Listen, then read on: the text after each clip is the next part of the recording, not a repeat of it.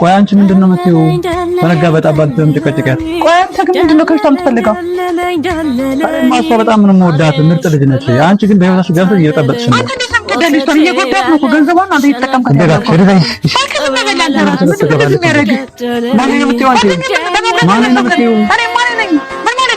በሰው ጥልቅ አትበይ።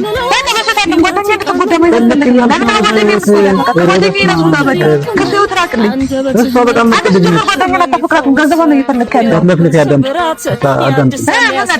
እኔ እና እሷ በጣም አሪፍ ነው የሚያደርግ። ደስተኛ ነች፣ እኔም ደስተኛ ነኝ። ገንዘብ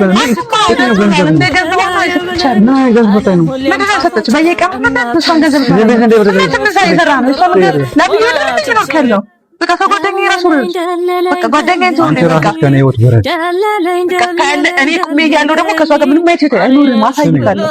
እኔም ደግሞ ማረገው ያውቃል። አልናገርም። ከዚህ በኋላ እኔ ውስጥ አንድ ነገር አደርጋለሁ ብቻ እንዲህ ነው ነገረኝ። በቃ ከሷ ራቅ። ጓደኛዬ ድጋሚ ድርሽ እንዳትልባት አይኔን ነው ማወጣልኝ። እያናገርኩ ነው። የሰማኝ ነው። ከጓደኛዬ ራቅ። በቃ አይመለከትሽም። አልወጣም። አሳያለሁ። ጓደኛዬ ስትጎዳ እዚህ ማየት አልፈልግም።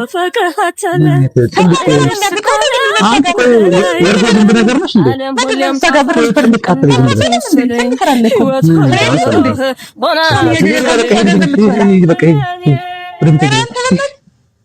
እንዴ?